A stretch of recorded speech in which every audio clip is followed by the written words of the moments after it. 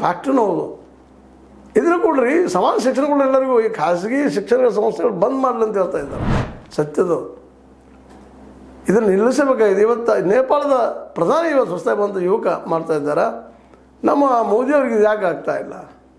ದೊಡ್ಡ ಲಾಬಿ ಇದೆ ಶಿಕ್ಷಣಕ್ಕಾಗಿ. ಬಡವ್ರ ಮಕ್ಕಳು ಇವತ್ತು ಯಾವ ಶಿಕ್ಷಣ ಪಡೆಯುವಂಥ ಸ್ಥಿತಿ ಒಳಗಿಲ್ಲ. ಬಡವರು ಕೂಲಿಕಾರ ಮಕ್ಕಳು ಇವತ್ತು MBBS, BE, ME, MTech ಕನಸಿನೂ ಸೇರಕ್ಕೆ ಸಾಧ್ಯ ಇಲ್ಲ. ಇನ್ನು IAS ಅಂತ ದೂರದ ಮಾತು. ಯಾಕಂದ್ರೆ ಇವತ್ತು ಕ್ವಶನ್ ಪೇಪರ್ಗಳನ್ನಾಗಲಿ ಮತ್ತೇನಾಗಲಿ ಓದಲಿಕ್ಕೆ ಬರಲಾರ್ದಷ್ಟು ಕಷ್ಟದ ಮಾಡಿಟ್ಬಿಟ್ಟಿದ್ದಾರೆ.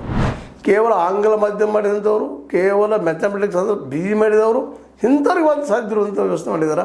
ಅವುಗಳನ್ನ ಪಾಸಾಗಿ ಹೋಗೋರು ಯಾರು, BE ಮಾಡೋರು ಯಾರು, BE ಜೊತೆಗೆ MBBS ಮಾಡೋರು ಯಾರು, ME ಮಾಡೋರು ಯಾರು, MS ಮಾಡುವವರು ಯಾರು, ಎಲ್ಲ ಅನುಕೂಲಸ್ಥರ ಮಕ್ಕಳು. ಬಡವರ ಮಕ್ಕಳು ಇದೆಲ್ಲ ಇವತ್ತು ಮಾಡಲಿಕ್ಕೆ ಸಾಧ್ಯ ಇಲ್ಲ.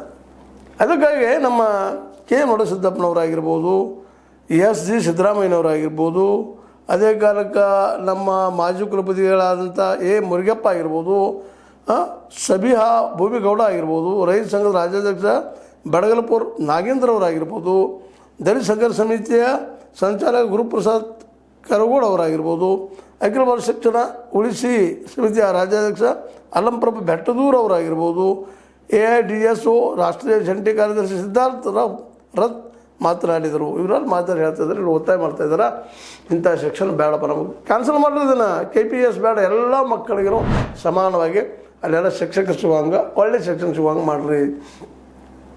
ಇದರ ಅವಶ್ಯಕತೆ ಇಲ್ಲ. ನಾವು KPS ಮಾಡಿದ್ವಿ, ಇಷ್ಟ